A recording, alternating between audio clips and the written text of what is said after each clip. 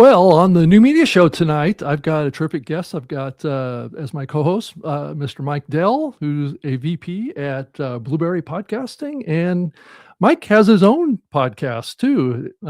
One's called Mike Dell's World. If you want to go check it out, it's at mikedell.com, and he has a hyper local show called Cup of Traverse City. So you're playing around with local content, Mike. That's great. And then also is the co-host of the podcast Insider with the Blubrry team. So well, you and I had you and I had something in common. Todd was my co-host on Podcast Insider, right? As he was the co-host here.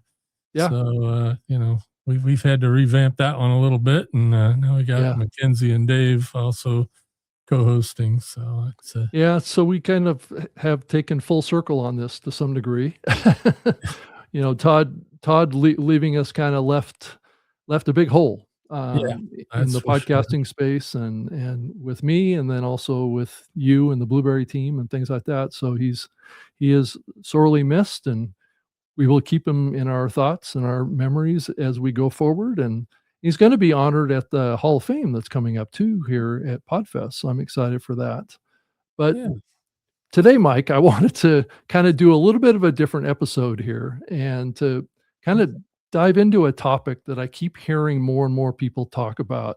And it's going to be rather meta because this is a topic that's talking about the format of a podcast now, or an online show. It could be a video show. It could be a live show like this.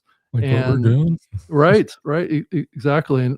And so I'd like to talk about why so many podcasts and live shows kind of stall out at some point, right? Where they kind of grow and then maybe they don't continue to grow.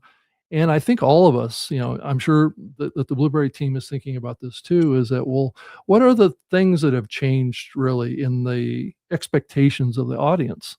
And it's not that the hosts are bad, but maybe we need to get a little bit more structure in our shows and to get to the point, right? And I think starting out, it's this concept where we record and have a lot of hope, right, that it's going to work out. I know Todd and I did that with this show for most of its life, right, where we just pulled up the mics and started talking, and there's something good about that.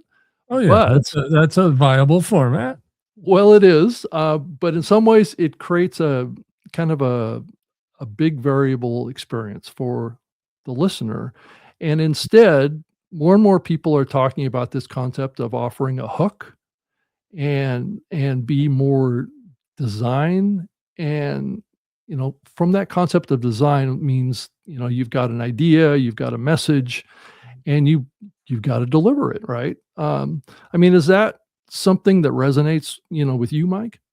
Oh yeah, but it can go either way. What'll happen with podcasters is they just start, and then they adjust as they go, and then there's some others that plan everything out, and I'm going to launch on this date, and I'm going to do this, and I'm going to do that, and that's fine too. But then they might overthink it. So be a little careful with that, because we call it paralysis by analysis, and if you worry about every little single detail, it's going to drive you nuts. But again, it's always good to have a plan. That's the other thing. A lot of podcasts start without a goal. Yeah, right. Or what's that message that you're trying to drive to the audience? So what we're going to do in the episode today is really kind of break that down, and what it means to treat your show like maybe a real pro level show, right? One that has been thought out. I know I did this for many years with my nationally syndicated radio show that I did. And it's interesting how I kind of left that behind when podcasting started, and I started to do more of the riffing and the what could be considered to be just kind of like conversational stuff that isn't very structured. And it's so important now. And I think this is, unfortunately, and a lot of people will kind of maybe push back on this, but this change has really always been there with radio, and it's always been there in media because I did it many, many years ago with my radio show, but I think it's coming back into vogue now, really, based on pre-recorded videos in a platform like a YouTube, where Right. people feel like that you've got to engage with that audience in the first, 10 seconds, and you Yeah. hook them fast to keep them watching because people are so distracted now with Oh, so yeah. much Well, option. look at TikTok and Shorts and, Oh, yeah, Reels and totally. all that, people, if it's not done in 2 minutes, they're on to the next thing.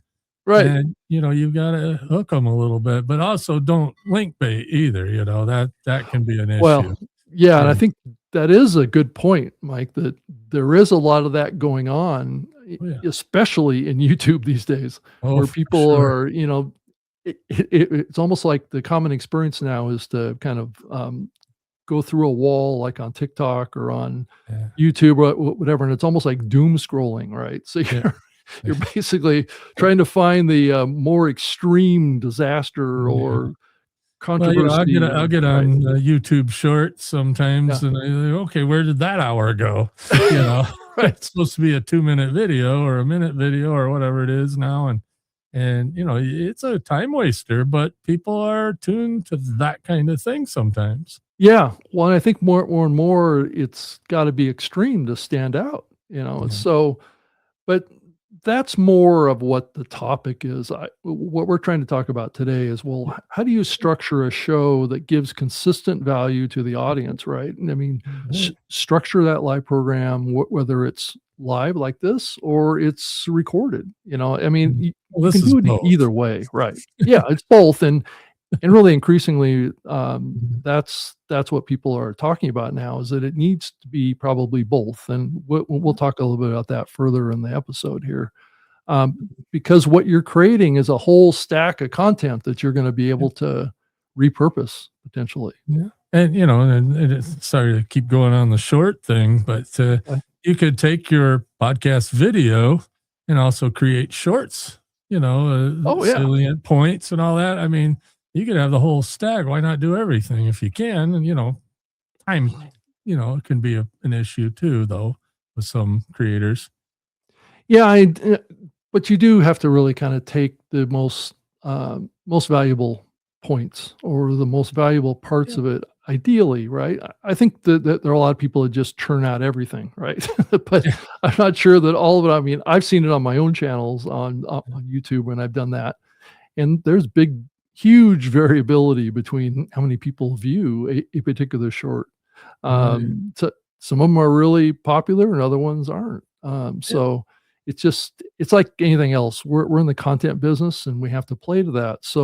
Yeah. But There's creating algorithms everywhere, right. and Well, and even on that's podcasting to a certain extent. yeah, and that's another great point too, Mike, is that we are playing to algorithms more than we ever did before. This Mhm. concept of having a gut human contribution to your content is still important to some degree, Oh, but yeah. in a lot of ways, the big successful shows are playing to the algorithm increasingly, and that Yeah. that is not necessarily a good thing, but Yeah. it's Well, it it's all something depends on what the the goal reality too. is. If your Right, goal is to set the world on right. fire, then yeah, you want to play all the games. But for some shows, that's not the goal. Right. And, the goal is to either entertain Yep, or yep. teach or that kind of thing. And some people just like talking in the mic and hearing themselves talk later. you know. Yeah, So, I think that the reputation of podcasting has had a history of, a couple of guys in the basement with a couple of microphones, just kind of riffing and drinking and having a good time, and not really structured too much. And those don't take they don't take it seriously. They're not like a radio show used to be, yeah, and or anything. But I've noticed a lot. Even radio has gone closer to what podcasting was. As far as a lot of the shows now are very not planned. Uh, the talk shows I'm talking about, and or they do a lot of winging it, whether that's planned or not. But so it can go both ways. But if you're going to take this at all seriously, and first figure out your goal, and then plan it out. Yeah. And that's not to say that you can go beyond your outline. It's like Yeah. I'm not following the outline that I created for this show because I'm trying to be a meta example to some degree, but even this show is not perfect in this, right? So Yeah. some of the things that we're going to talk about tonight as we get further into the show are going to be ideals, right? You may or may not be able to get to those, but this concept of recording and hoping that it's going to work out is something that I think we're kind of leaving that era. Yeah, it used to be that way. I mean, literally, you put up a podcast and you pretty much got an audience because you showed up on a directory somewhere and people are looking for it. But that's, with, what is it? Probably 500,000 active shows, but there's, 5 million feeds out there now. And, how do you make yourself stand out in that? Yeah. Exactly.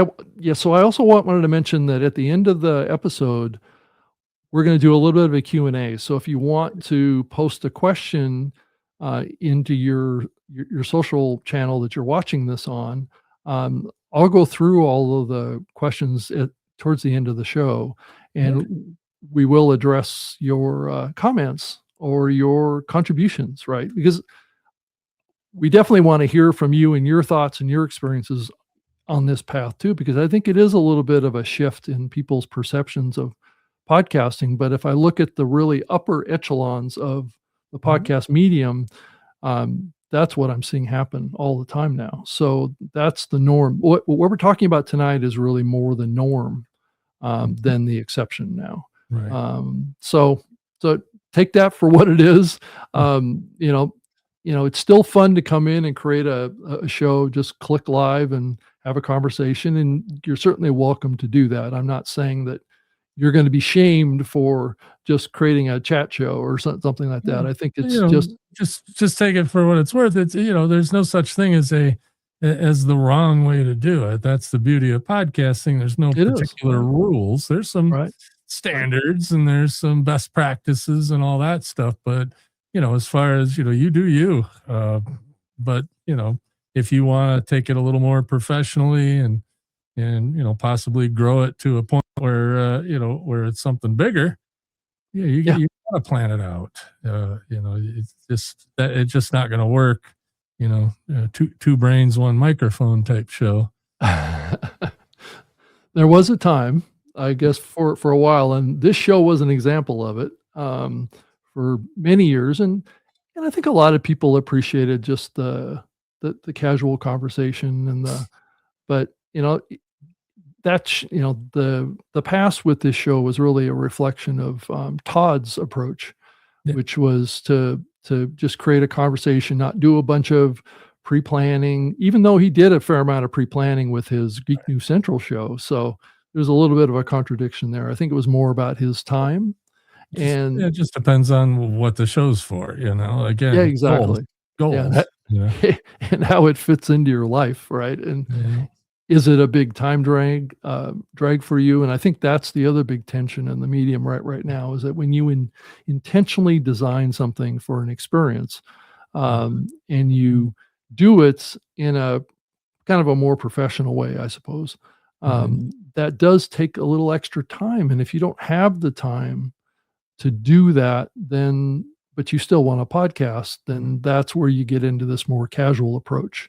Yeah, I'm kind of the king of pod fade. I've started and stopped more podcasts than anybody I know. And that's always been the problem. It's like, oh crap, I don't have time to do it today. And then 2 months goes by and you're like, oh, well, I guess I'm done with that. You don't want to do that either. So be definitely intentional about how much this is going to take. A long time ago, it used to be for an hour show, it'd take you 4 hours of prep and publishing. And, that's come down a lot with all the tools we have now. Yeah. Yeah, I think it's definitely speeded up the post-production side, but I think there's a lot of dangers in using too much AI. AI. That's what I've found. What it's good at, Right. Yeah. Which may not be much actually beyond just writing a description. So good for album art sometimes. Yeah, exactly. Episodic art anyway. Yeah.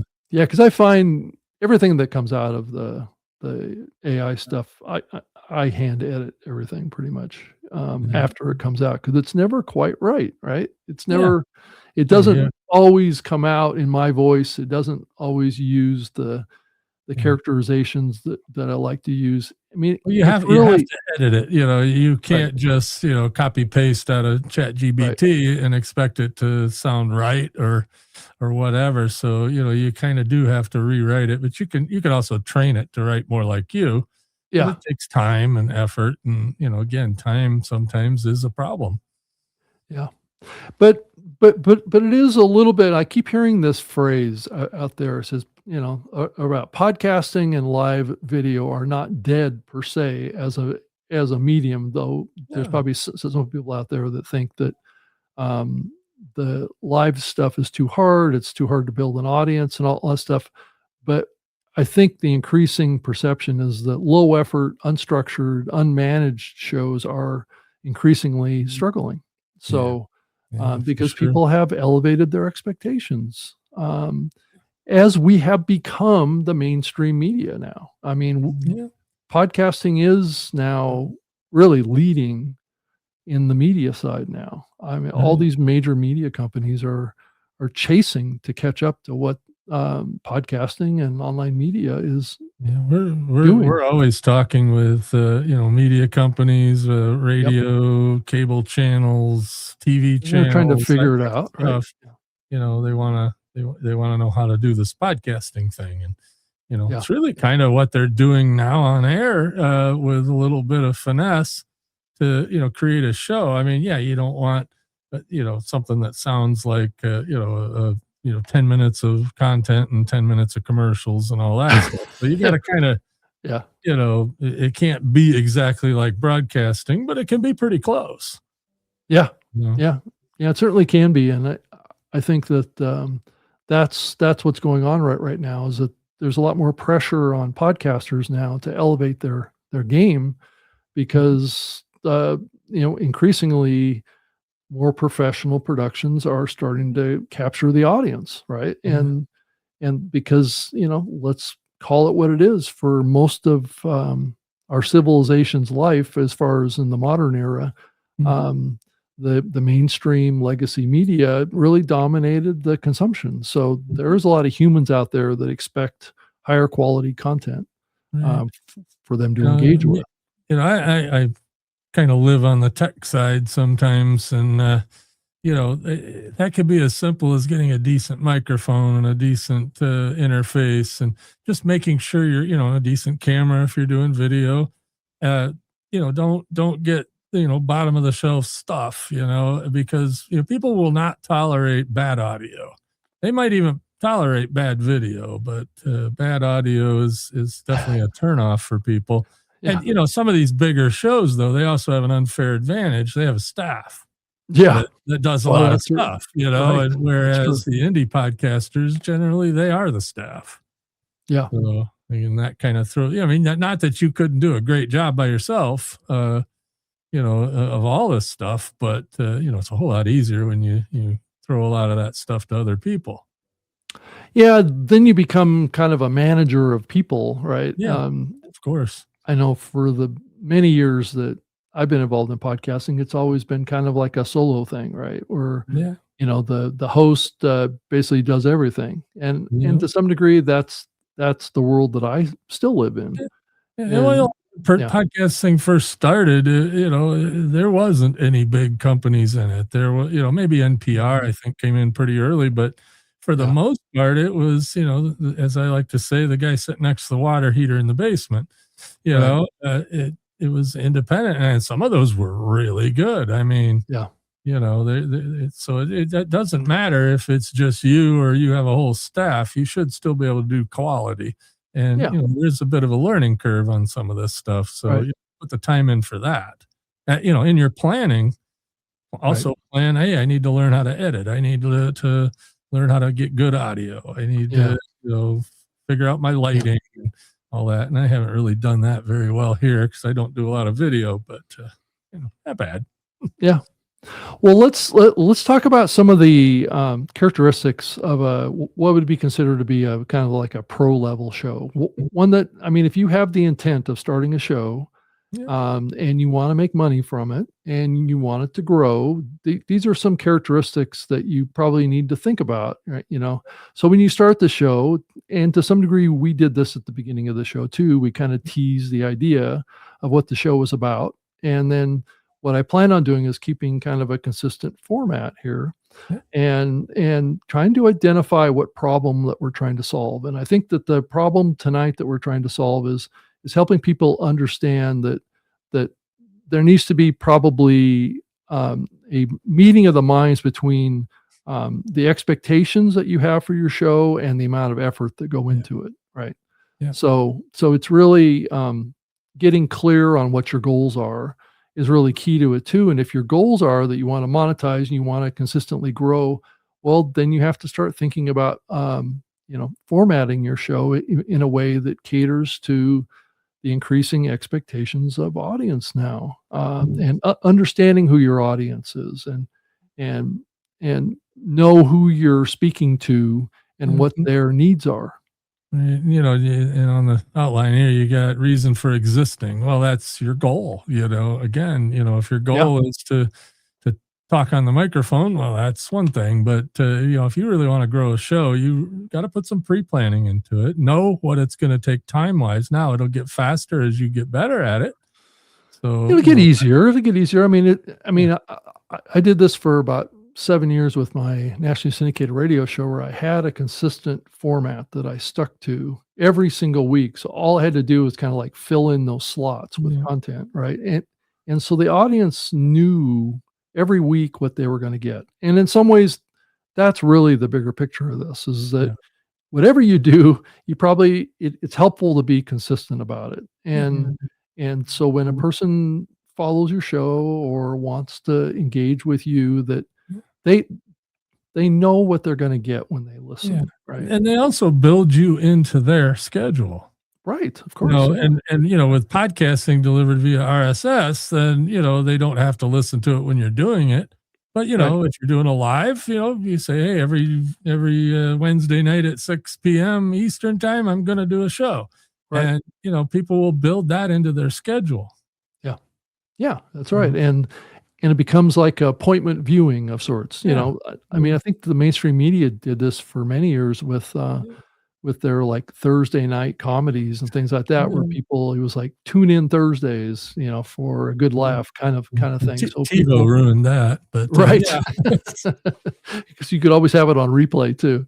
But one of the key things though is that at the beginning of everything that you do, and this especially applies to YouTube increasingly, is to hook and tease at the very beginning as much as you can, but also think about this from this mental perspective of respecting your audience's attention, right? So how are you going to drive value to them in the first 30 to 60 seconds? Are you gonna make or break their need? And that's kind of what you're doing, is that you're trying to make a fit with what they may be looking for, right? And if not, then they're going to opt out probably either way. But if you meander too much at the beginning, then you're probably going to miss that opportunity. Yeah, I see a lot of shows, I'm talking YouTube or podcasts or whatever, they'll pick, 30 or 60 seconds of content in the middle of the show to do the kind of the cold open and a hook, so if you have a really good point that somebody made on the show or you made or whatever, you can clip that, put that at the beginning, and that sort of hooks them as well. That's I just one method of doing it. I'm kind of a practical guy, so I always do. I mean, there's all sorts of these little tricks too. Like one is, state a clear promise for the episode. Like, by the end of this episode, you're going to learn how to create a more engaging and connected show to your audience, and they're going to keep listening. You could say by the end of this episode, you're going to be tired of hearing us talk. Well, that's certainly true too, right? So. And if you're watching us, I've I've worked a little bit to try and make this show a little bit more visually stimulating. I mean, you saw Yeah. that intro video that I have, which Mhm. is fun. I'm I'm kind of thinking to my head, is it, well, maybe I need to play it after we start start the show versus playing at the very beginning of the show. Yeah. So I You don't, used to I'm do the wrestling. cold open thing, and then, Yeah, yeah, exactly, it exactly. worked, And I did that with my radio show for many years too, where I would just say, welcome to the show. Up next in this episode, we're going to talk about this, this, this, and this, and then fade out to play the intro music and that kind of Mhm. stuff. Yeah. And so there's two ways of slicing this.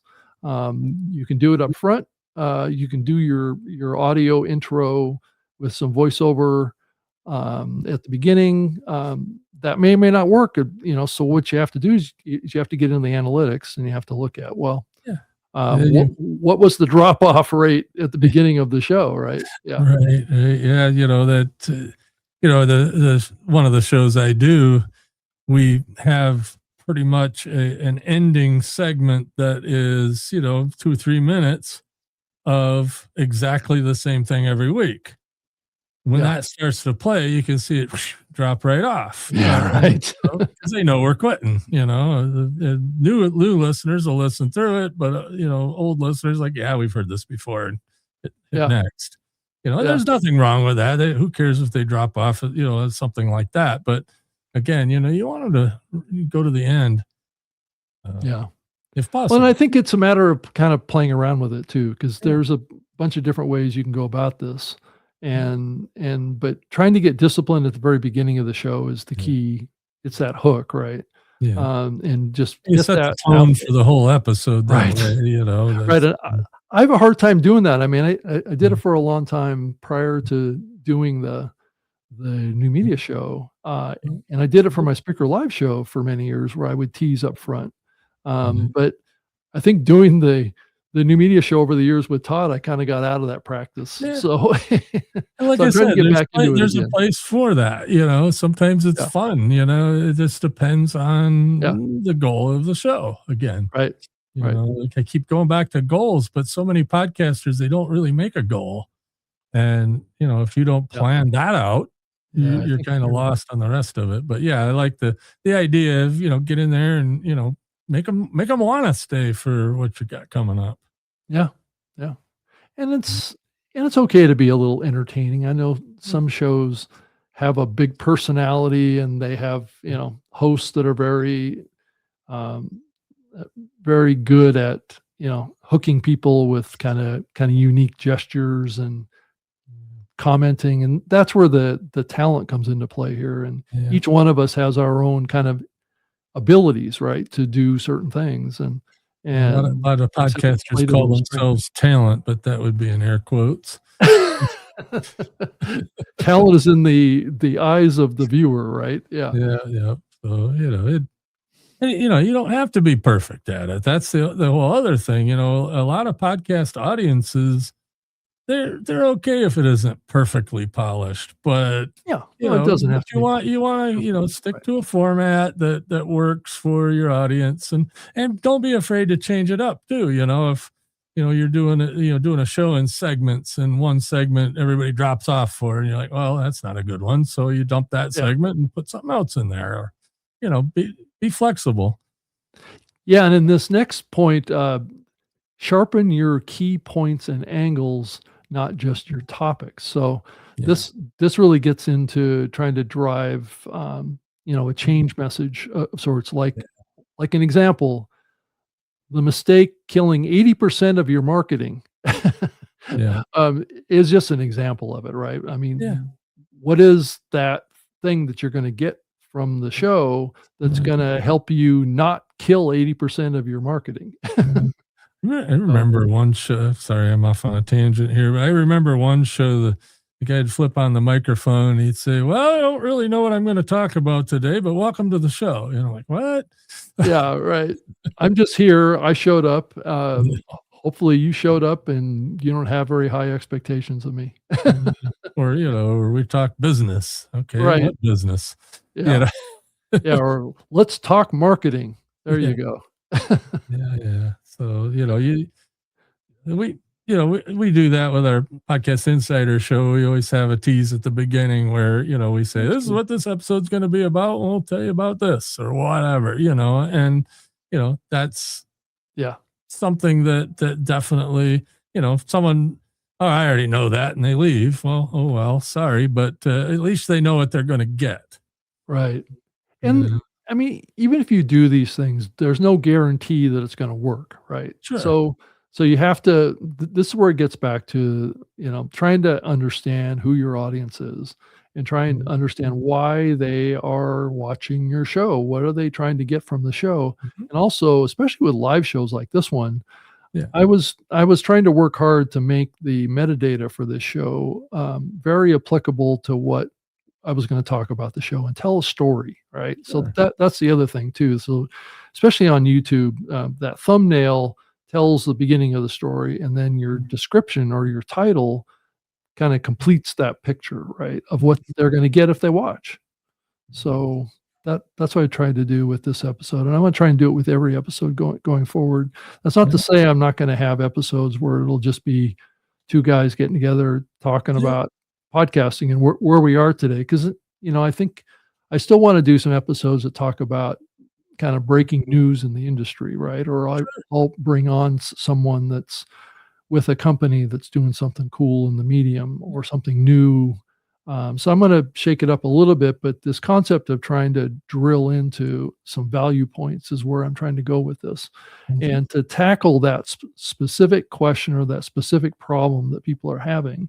And I know I'm sure that's what you're doing with the insider show that you yeah, do with Blueberry too. Is you're trying to yeah, help people along with what they're yeah, and doing. we focus a lot on what we do versus what's going on in the wider podcasting world. Right. So it's It's an inside an Blueberry inside show, podcast, right, yeah.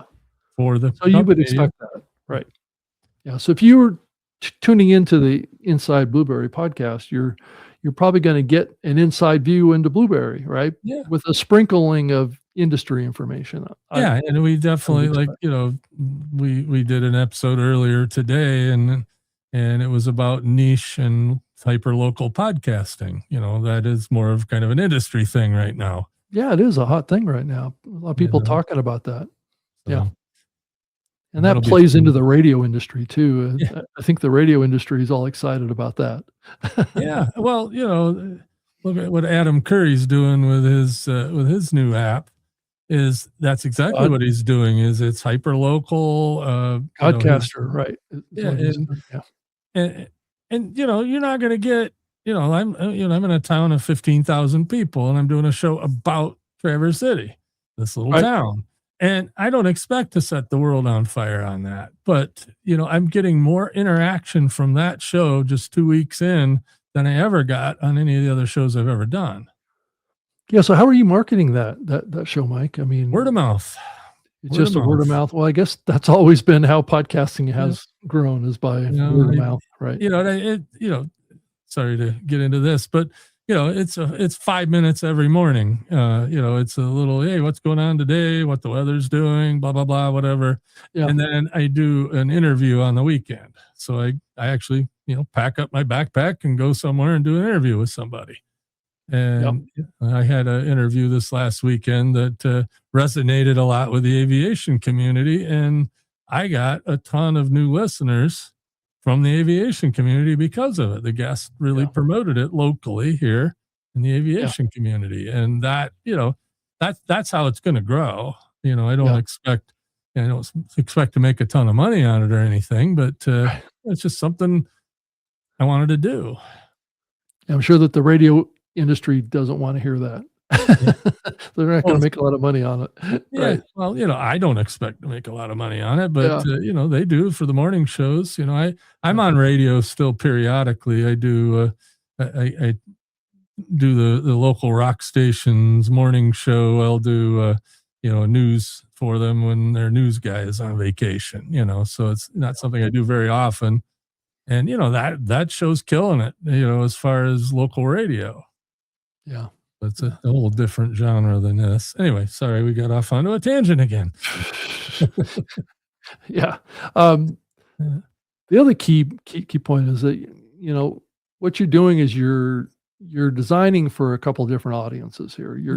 You're designing for live viewers like we are Yeah. here today, as well as people that are gonna see this on replay, Yeah. whether it be in video form or audio form. Mhm. And you know, and I'm planning in interactive moments, right? So this Q&A at the end of the show Yeah. is part of that. And with some of the other live shows that I've done, I've tried to sprinkle it in amongst the show, and Yeah. sometimes that works, sometimes it It could doesn't. it could derail you. I Yeah. listen to shows that do the value for value boostograms, and the host gets very distracted, or they have a chat room going on while they're recording, and yeah, it can really distract. But sometimes it's useful as well. It Yeah, I just really depends. wrestled with this concept of just doing a Q&A show. Mhm. But that doesn't play well in the replay realm. Yeah, That and that also, only does well with the live interaction. So, yeah, having this blend between a structured show that has a outline and a format, in combination with the live interactive part is really the best way to package that, is what I've seen, and that's what I'm trying to do with this show. So anyway, and then, uh, cluster the chat, you know, so let's say you have, polls too, and I would love to get involved in polls, and a lot of the things we're gonna talk about here on this list are things that I would like to do with this show, but I haven't gotten around to it. This is only my second episode of trying to get this thing rebooted under a different format. Um yeah, it's work in progress. That's Oh, it is, that's fine. yeah, and very few, if any, shows start out at the apex of what's possible at the very beginning.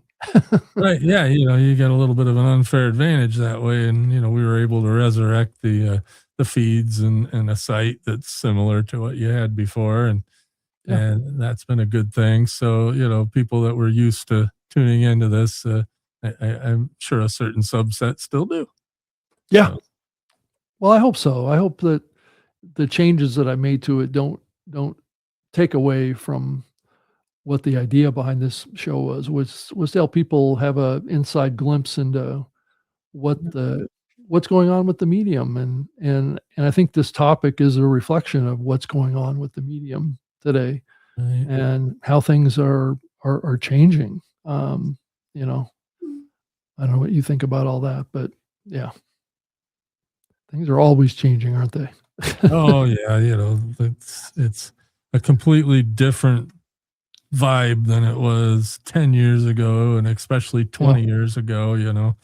But and then live really simply wasn't possible back at the beginning, and now it is. And yeah, yeah, and as you got written here in the kind of the outline, you know nothing bugs me more than I'm listening to an audio podcast, and I don't even know they're doing video. I'm just listening to the audio, and they say, "Hey, look at this," and I'm like, "No, I can't look at it. It's audio." you know so be careful with that kind of thing. you yeah, know if you're yeah, going to repurpose it as audio, or repurpose it even as video, after the fact. People tend to listen to videos. Like, I do that sometimes. I'll start something on YouTube, and I'm, yeah. working on my computer on my laptop and not really watching the video. So then I got to stop, rewind. Okay, what are they showing me? You Yeah, know? and that's the core of the tension, between audio podcasting and YouTube today, is this there's a lot of pressure on creators on the YouTube platform to make a lot of visual Yeah. presentations of Oh, sorts on their screen, transitions and overlays and all sorts of stuff that adds a visual component yeah. to the Uh, content, but that but if you doesn't play in the audio. Right, but if you think about it, how compelling is it watching the two of us talking to microphones?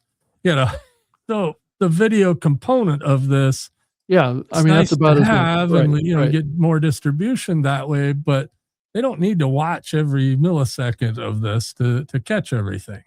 right, right. Whereas, something that's, more visually interesting, uh, it's different that way. And then that may not play well on audio. So, you got to think of your format. If you are primarily video, Yeah. then, play to it. If you're primarily audio with a video component, then think about that as well.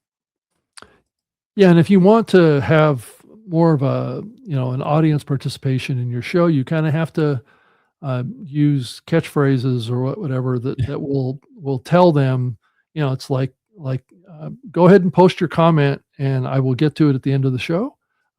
So, we will have this kind of spotlight segment that we'll talk about your comments in here and just have a goal with your show, that you're going to have that component to it. That's always going to be there. So if the audience comes in here, and we've had a handful of comments that have come through already, and I feel this compulsion to bring them up on the screen because I don't want to disappoint those people that spent the time. I'm glad I'm not seeing them. I would be distracted. So, oh, you're not seeing? Well, I think they're on the screen. I'm not looking. Yeah, because I know myself. But the interaction part is sometimes really motivating to a podcaster too. Somebody's actually watching. Yeah, somebody's actually here. Wow. Yeah, cool. or listening. I mean, a lot of podcasters don't know. They're talking their microphones. They don't know if anybody's on the other end. That's why I get an email about a show I did, and I'm just like, I'm jazzed. I'm like, wow, somebody actually listened to it, and then they thought well enough of me to actually email. Cool. Yeah, right. I always appreciate that because I've gotten emails from listeners to shows that I've done in the past that were, like 5-6 paragraph long emails from people. And it's like, that's where really ChatGPT comes in. Here, summarize this. Right. You take all the comments and you process them.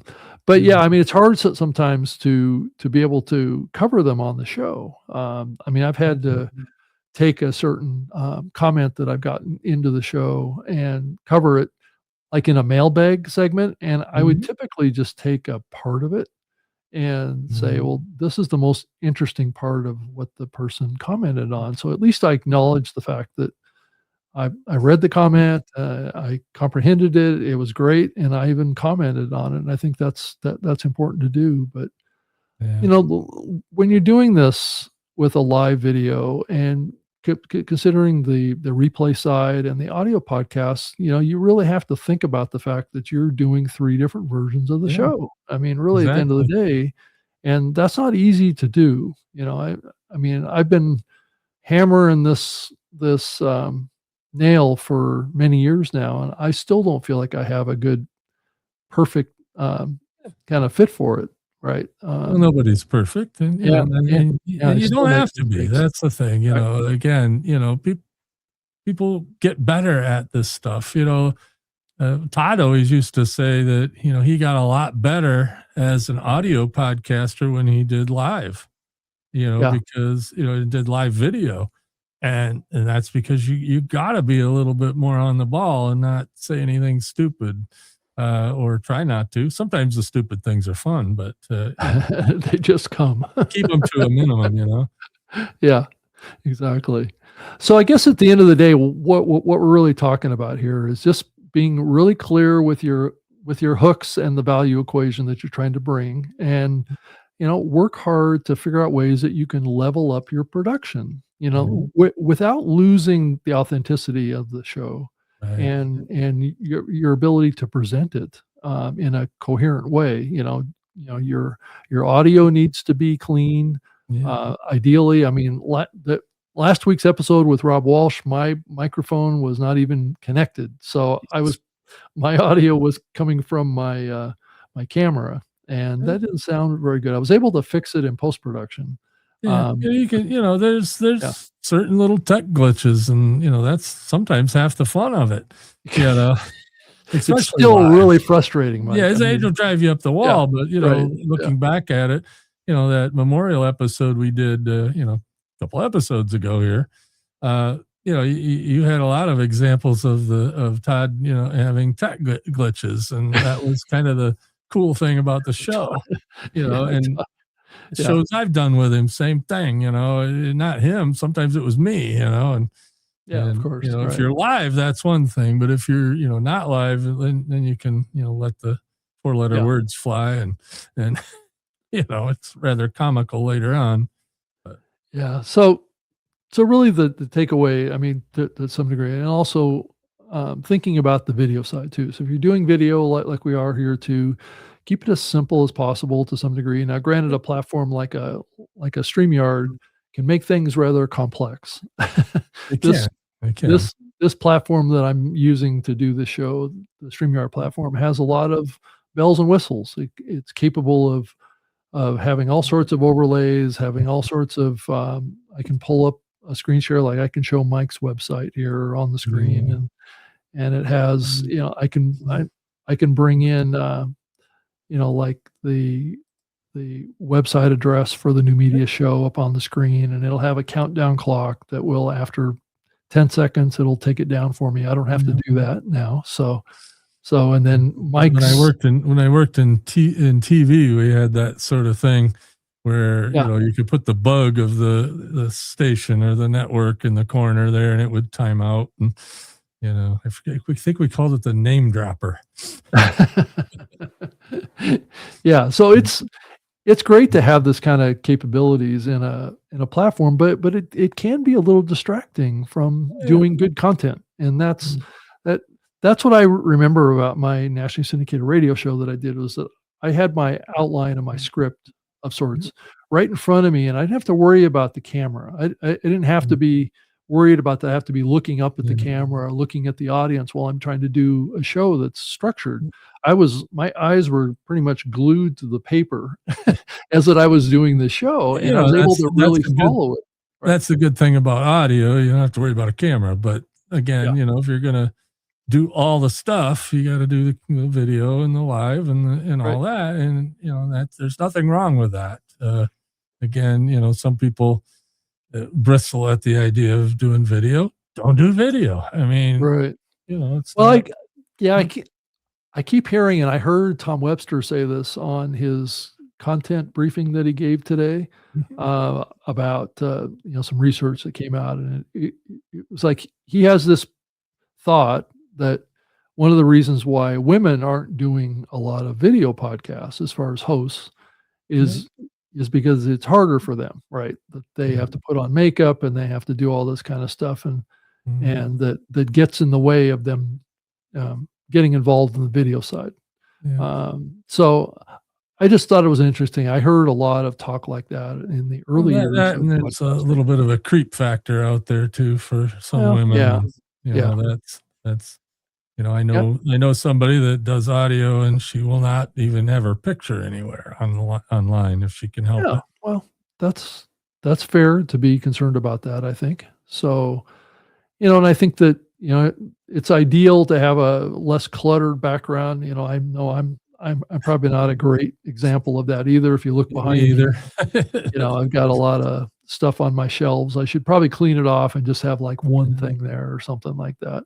Yeah. That Sometimes it gives people, a reason to ask about it. I think I've told you about this show offline, but Leto's Law, it's a YouTube channel, Yep. and he has all kinds of crap behind him. And what he does is he hides $100 bill somewhere on the set, and he challenges his viewers to find To find that it. $100 bill. And Right. so people analyze his background all the time because they're looking, where did he hide the $100 bill this Yeah, time? exactly, You know, exactly. If you can find it, you get it, right? Is yeah, that or the game? something Right. like that. Yeah. But he goes months before somebody finds it. Right. Yeah, I have people comment right up here on my shelf is a little stuffed plushie, Yeah, that says TiVo on it. It's something that I got back. I was a heavy TiVo user in the yeah, yeah. earlier years, Yeah. so I don't think Somewhere you I see have a that host very often. gator, Yeah. stuffed gator on the shelf back here somewhere, but I, I got it at a show. So another thing to use, and we're an example of it here, is using lower thirds, right? So we Yeah. had, and that's basically like titles on the video. So on the screen, if you're listening to this, it says Rob Greenlee, host of the newmediashow.com. So if you're watching this, you can see the domain name for the show. On Mike's, it's Mike Dell, Blubrry Podcasting. It's like a subtitle. So when I accidentally put a comma in there or whatever. That's okay. That's all right. And so there's all sorts of things that you can do too. You can also, so when you come into the Q&A segment, you can pull up on the screen. Now we're in the Q&A segment, right? So this is when we're going to cover your questions, or use it for a variety of different use cases. So and it makes the video more compelling rather than just two guys talking into a microphone with backgrounds. And obviously you have to tell your audience, so the audio people hear that this is the Q&A segment now. So we're transitioning. That's what I had to do with my radio show for many years, is read a little thing. This is the mailbag section, and the first letter is or email. That goes back to you're making 3 versions here. We're doing live, we're doing recorded video and audio, and I don't know how much you edit after the fact with the recorded side, but that's an option as well. You could record live and do a little bit of cleanup and post production for the audio and video that you put out as a podcast or on YouTube or whatever. Although this will live on YouTube as a live, correct? Correct. And on LinkedIn and on X. So it's multicasting. Wow. Oh, definitely. I wouldn't do anything else, Mike. So I do. So after the show's episode, I do a deeper edit on the audio than I do on the video. Right. So just in a general sense, the audio gets a much deeper, and you'll typically see that in the minutes for the audio versus the video version. So this show is a real video podcast, right? It's available on Apple Podcasts on the video side, and you'll find that video is usually a little longer than the audio side, because I do a deeper edit on the audio. Right. And, the audio, people that listen to audio are, got their earbuds in or they're driving. They pay more attention to the audio than, say, you're watching this on YouTube. You may not pay as much attention to it. So, it is better to clean up the audio a bit more than you would the video. Though a lot of the industry has been pushing, and Spotify is an example of this, where if you upload a video to Spotify, they will basically overwrite your audio via RSS, and they will play the audio from your video as the audio for your show. And that's kind of missing the point, right? I'm not a fan of that process, but again, audio should be good too on the video. So, it's not going to be as finessed. It's not going to be as tightly edited, and more. There's also more and more post-production tools that will process just the audio versus processing a video. Right. Some are better than others, but I heard the show. I don't even remember what show it was, but they obviously ran it through some sort of AI de-ummer or whatever, and the script probably. I don't remember. He didn't say, but I'm like, wow, that really sounds like they just cut the hell out of it. Humans say and humans breathe, and they snort sometimes. There's things that happen, and sometimes you don't have to get rid of that. Don't over edit. Well, and AI is not going to edit or do a version of you that has you hiccuping, probably, right? Or coughing or clearing your throat. I have a cough. I hit the cough button and cough. Right, exactly. I have those little mute button here on my my mixer, but also, as far as moving forward with this, packaging of your podcast is also important. So, your episode needs a strong outcome driven title, right? Not just clickbait, but not clickbait, right? Especially, even though some little element of clickbait might work. Well, I use an example. I watch a car YouTuber, very popular guy probably has 5 million subscribers. And Yeah. every other video is, "Oh my God, you're not going to believe this," or "Oh, we're heartbroken," blah blah blah. And he doesn't talk anything about whatever the title said. So whatever the title says, talk about that. Yeah. I Point. mean, if you want to disappoint your audience, you put something Yeah. in your thumbnail or in your image that has nothing to do with the show, and when they Exactly. click on it because they want to learn about that, they're Yeah. going to get disappointed and exit stage left. So Yes. they're not going to stick around. So, Yeah. and then thumbnails is another one, right? And your cover art and your episode art. Yeah. Those are ones that are being increasingly featured and important to get people to listen. So you It's have important. to, right? Sure. So you have to put in some effort in there, and especially if you're doing YouTube, the Yeah. thumbnail is very important, and think about that hook, right? That hook needs to be in that thumbnail somehow and Yeah. tell a story. So the thumbnail, this is a rectangular image, will start the story, and then your description will finish it.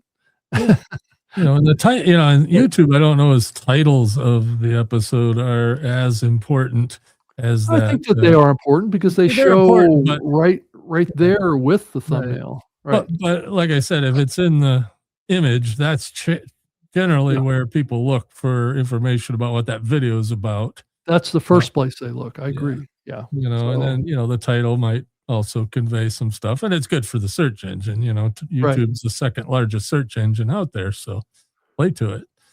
Yeah.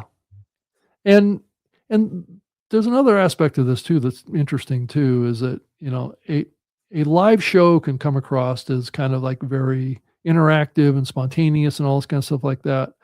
But yet if you want to have strong replays, Yeah. you kind of have that's another reason why creating a kind of a deliberate episode, or one that has a focus and has an intention behind it, can help you grow audience. And I think can't you go back? I don't know this because I'm not a YouTuber so much, but can you go back and change the thumbnail after a live? Yes, so of course. So that you set up the game on the thumbnail and the title of the episode, because you record these things, and even if you have a good plan, it might not go to plan, so you might have to revise a little bit of what you're doing.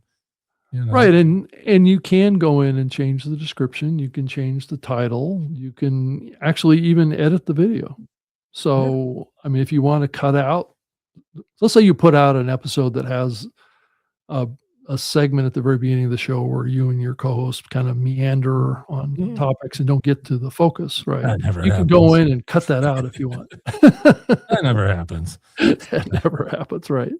And then the next thing is, think about what you're doing with your show is building a community. Now, granted, this is kind of like a hot topic to some degree that is a little difficult to translate into reality.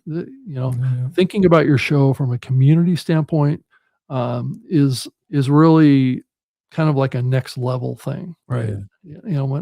And how do you know if you have even the potential to create a deep community relationship with your show? Because it may not be in context for what you're doing. So if you want to do a show that wants to have community, I think you really have to think about, well, what's the value equation for your audience? And are they wanting or willing? Is it the type of community that would want to interface and interconnect with other people in the audience?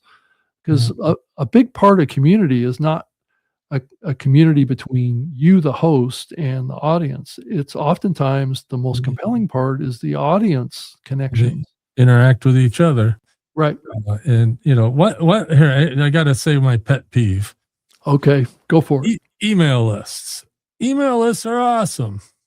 Yeah. But if I come to your website the first time and immediately you pop up a thing that blocks what I wanted to come to your website for and say, sign up for our newsletter, I'm probably going to leave, unless it's really something compelling. But it's just, they don't know you yet. And, why would I give you my email address when I really don't know if I want to deal with this? So be careful with that kind of thing. Ask for it, do an ask. Don't do a force it in your face, Though though a lot of the tools are really, at least like WordPress and some of these platforms, basically enable that as their default function, right? Where it pops up on the screen every single time you go to a page, right? Yeah, And it yeah. just like hammers you. We deal with enough ads in this world Yeah, everywhere, and yeah, ads not necessarily bad, but sign up for my email list, give me your personal information without you knowing, like this show, newmediashow.com. If yeah. you go there, I'm guessing, I haven't been there in a couple of days. I'm guessing you don't have a pop up before anybody gets anywhere. No, I don't. No. Right. And, like I said, it's good to ask, you put it in the sidebar, put it on a page, hey, sign up for our email, go to New Media Shows / whatever, and Yeah, that's not bad.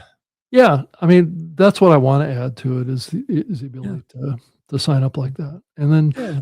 but that puts a little bit of burden on me to come up with some sort of a email communication strategy as well.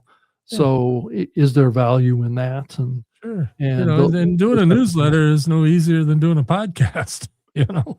Right, right. Yeah. Exactly, exactly. Yeah. And another thing with having that community connection that's really valuable, and I learned this firsthand for many years, is that those questions and those comments are great sources of ideas for episodes, for topics you Yeah. might want to cover. If the audience is asking you about something, there's probably something in there that is of value to more people.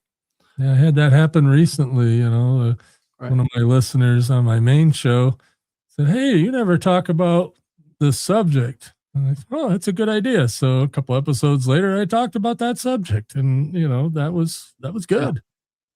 Yeah, Yeah, and I think also the whole aspect of, having a Q&A where you can acknowledge and identify your audience, members, um, in a way that creates a feeling of belonging, right? That they're connected to the show because we've acknowledged them, we've said their name on the show.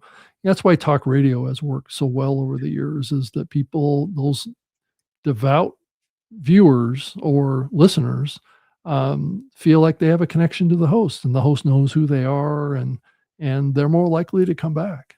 I saw that a lot with my old radio show, that I get the same people every week coming back and commenting, and that's what you want, I think. yeah, for sure. And it's just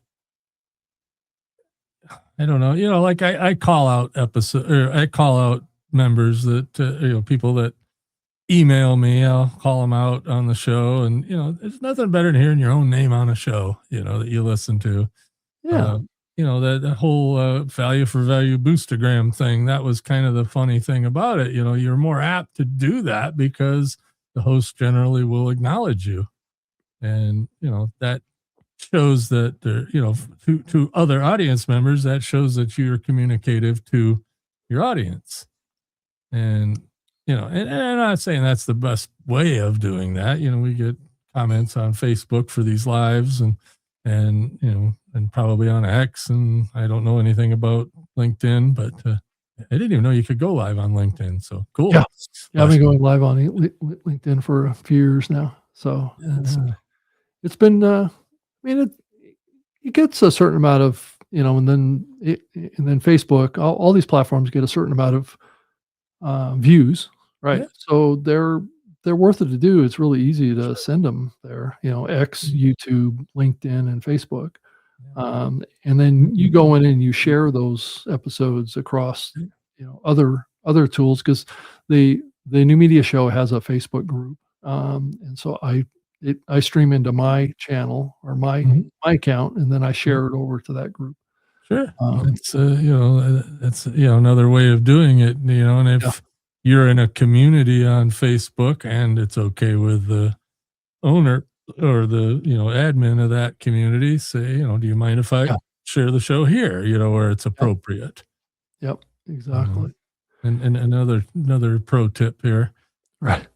Don't share your podcast episode in the podcasting groups on Facebook. Nobody Right. cares. Right. Right. Yeah, exactly. Podcasters listening to podcasters is a tough market.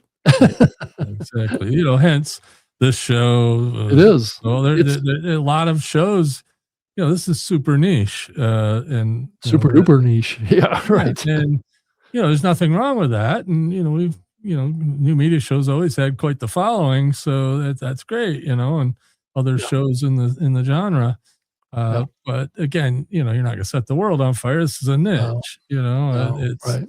and there's nothing wrong with that. That's the thing. It's do you, and this is the something that you and I are both very passionate about. You and Todd were very passionate about, and a lot of other people that you had on and will have on are very passionate about this whole community. And again, we don't have to agree on everything, so, and that's part of the charm of it is, we can do this the way we want to do this, and and the audience will or will not come depending on what they're interested in. Yeah, exactly. And increasingly, it's becoming an interest media. It's what I am interested in learning. Right, is what's driving a lot of audience these days. Yeah.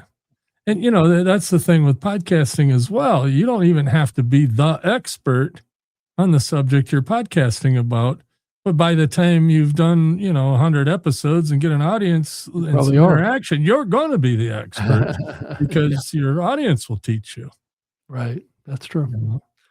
So I think the big takeaway from this whole show, really, for me, to some degree, is you got to design a hook, you got to be consistent in your format, and that you're really creating a record once if you're doing live and you want to put it out as an on-demand show, as well as an audio and video show. So you've got the option to have it out there in full replay mode on all the social platforms. And then if you want to put it out as a video show into a video podcast, you can do that on a platform, like Blubrry. That's what this show is doing. So you go into Apple Podcasts, you can watch this episode. And a whole bunch of other apps, that there are actual video.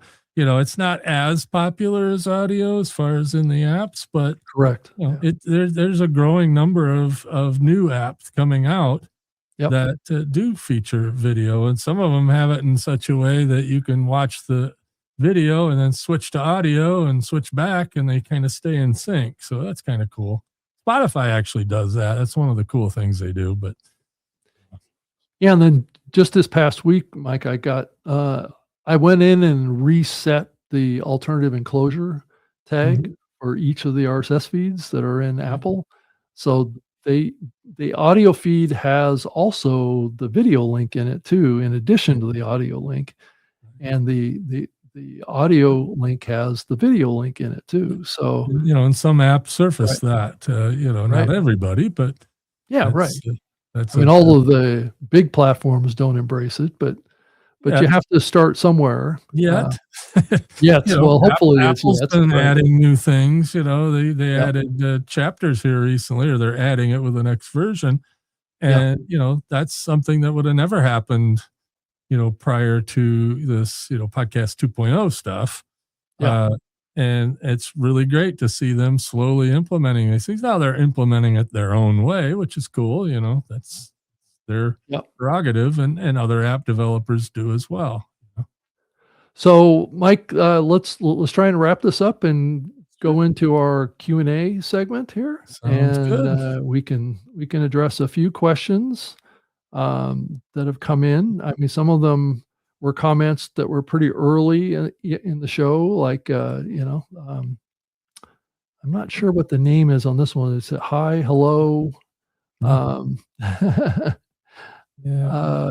This person is a new person. If you could share your name in here, I'd be happy to share that. And then some of those screen names are a little hard to pronounce. Yeah. Well, I'm not quite sure what's right and what's wrong with it as far as saying it. Right, exactly. And then Dave Canyon wrote, I've known Dave for a long time. He does a podcast for a long time, and he says, "Good evening, gentlemen. Hello from the road in New York. Nice. Listening in my truck driving home." So Okay, so he's not a watcher, even though this is video. yeah, well, Well, unless let's he's hope not. You don't want to be not watching watching the video road. driving down the road. But yeah, Dave's a great guy. He's been doing a podcast from his truck for many years. It's like the Nice. old days with Trucker Tom. I don't know if you Oh remember yeah. that, right? Oh yeah, Trucker Tom, he's still doing it. He's on Yep, Blubrry as well. So yep, and so Dave has been doing a podcast for many years. He's an entertaining human. So I'll just put it to you that way. So he's a great guy. check it out. So Dave, Oh, thank you for the comment and drive safe. yeah. And then Paul Colligan, trying to watch a lot of buffering, some other place to go, or just catch the replay. So Yeah. not quite sure about the buffering thing, Paul. Sorry about that. Yeah. Paul's getting inducted into the Podcast Hall of Fame. So Nice. he was, Nice. Well, we'll he see was you here. down there, Paul. Yeah. So Paul, thanks. I hope that the stream cleared up for you. And then, and he has a follow-up comment. He says, a couple of refreshes, and it looks like it's working.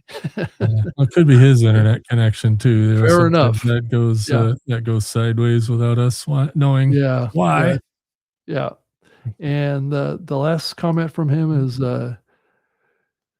good to see you two. Well, it's great to hear from you, Paul, and we'll be seeing you very soon. Yeah, we'll be down there. I just booked my flights yesterday, so Oh, yeah, I have to do that myself. we'll So, be there. Well, weather permitting up here. well, yeah, well, that's the case for me too. And then Yeah. Dave Kenyon writes again. He says, I do my podcast and YouTube channel, and then I'm not at all concerned about the algorithms. I'd As love Todd would say, engagement. algorithm. How did he pronounce that? Algorithms. Yeah, something like that. I'd love the engagement, but I'm not about selling my soul or any portion of it for Yeah. popularity or monetization. So, Yeah. like I told you about Dave, he's a principled young man. Yeah, very good, very good. Yeah, that's kind of how I am too. I'm very. I do what I do. You like it, you like it. If you don't, you don't. That's Right. cool. Exactly. All And then good. Dave has another follow-up comment. He says, you need to format your show for success. So you need to somewhat format your life as well. So, Yeah. so I guess I think maybe what he's getting at is, you got to make the time to do your show right, and that can involve changing some life things. right, Like I get up a half an hour earlier than I did before I started that daily morning show, because yeah, I've got to do a little prep, and then I do the show before I start working, and so I've changed a little bit too. yeah, right. And then Paul Colligan posted another comment there. I think it was in the context of us talking about teasing what's coming up. I think that his comment here, it's what they do on Saturday Night Live. Yeah. But what do they know? Exactly. Yeah, I used to love their fake commercials that they would have at the beginning, because Yeah, I like that kind of humor. right. It's getting the audience hooked, right? And then Barbara Tomlin left a comment. Happy holidays, guys. Great to catch you live today. So, well, Same Barbara, to you, Barbara.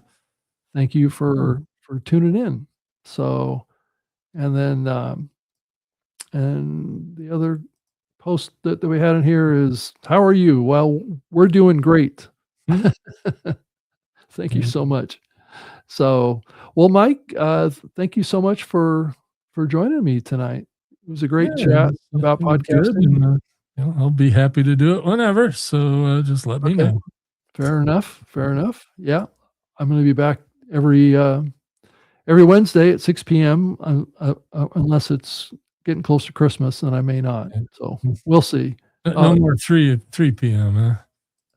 No, I was thinking that was going to get in the way of too much other stuff that I'm doing. So Who's she calling old? That's what I was going to say. Barbara Tomlin, I still think old guys rule. So I appreciate that. I'm not that old though. I'm going to turn 60 next month, so that's right. I'm ahead of you. I'm getting there. You are the hey, and by the way, I'm your first co-host in a long time with hair. That's a good point. Not much, but I got some. I know.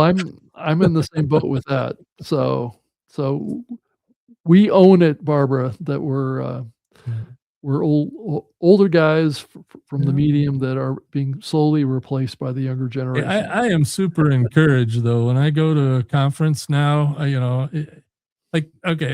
tell this story. Sorry, I'm taking again. I'm a ham radio operator. I'm also in aviation. I go into an aviation group, like the EAA group that I go to coffee with sometimes, whatever, go to a meeting. I'm close to the youngest guy in the room. Same thing with ham radio club meetings. I am by far the youngest person in the room most of the time. Yeah. With podcasting, I'm the oldest guy in the room. Close. So, that's very encouraging that the younger generations are picking this up and running with it. Yeah. No, I agree 100%. And if you want to follow me a little bit more off my own website, robgreenlee.com, I post articles in there, and then I have a bunch of links to a lot of the other shows that I do and my long bio. So you can check that out there. And I can also be reached via email too. So if you wanted to send a message to me, or a question, a comment, whatever that you would like, I'm on X at Rob Greenlee, and then my email address is rob.greenlee@gmail.com. We'd love to hear from you. And I also have a YouTube channel too, which is where this show is being aired right now live. So it's a great place to go check it out. And hopefully tomorrow there's going to be an announcement about the 11 or 12 people that are going to be inducted into the Podcast Hall of Fame. So I'm going to make that announcement through Pod News. Hopefully if I can get that announcement out to James. I already know 2 of them now. So, you're letting it leak out a little.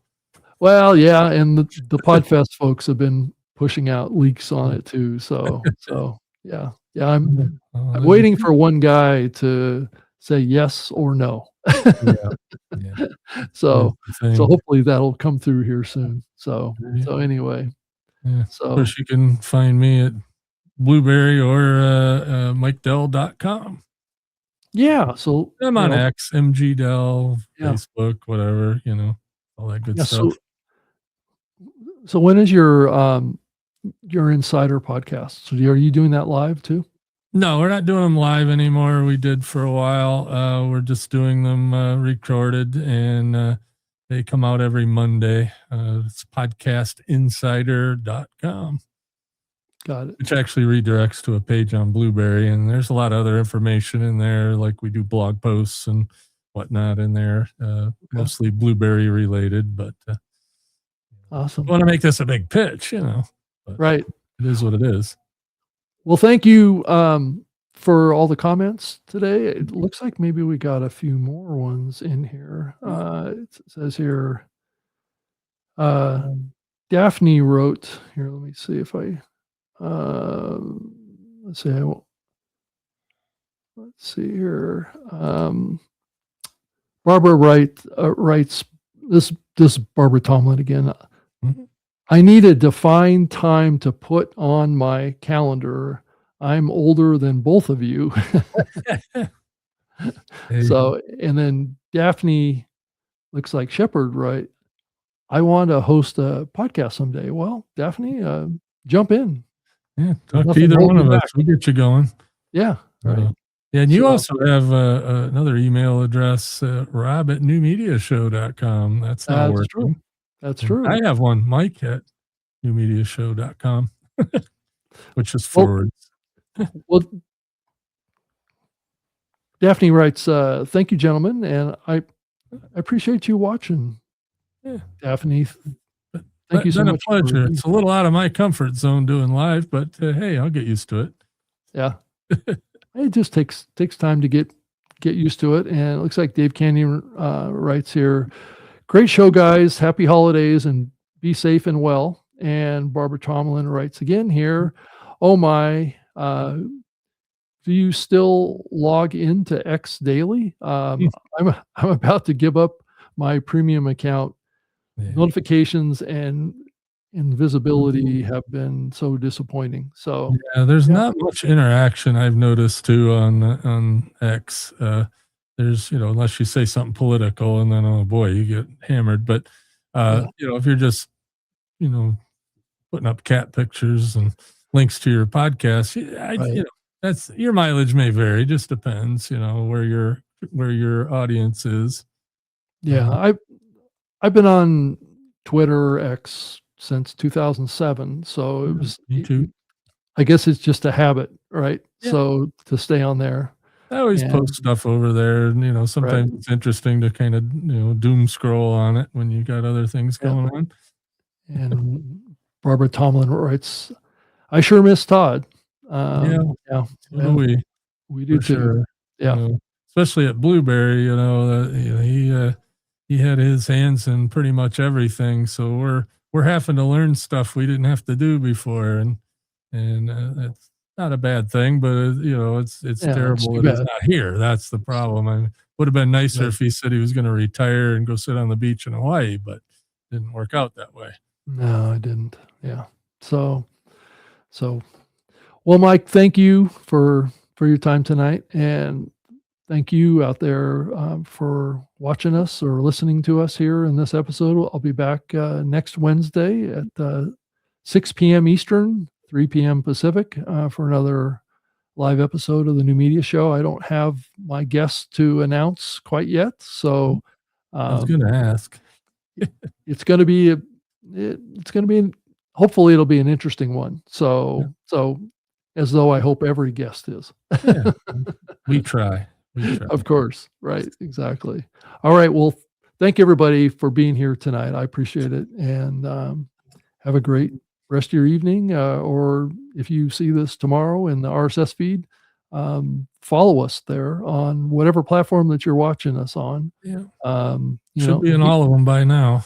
right, Uh, that's the idea. I and think and as a bonus, I think we're on Spotify now, which, wasn't the case before. I hope so. I should go check that out. Yeah, Yeah, so, yeah. all Well, right. I'll make it happen. All right, sounds great. All right, good night.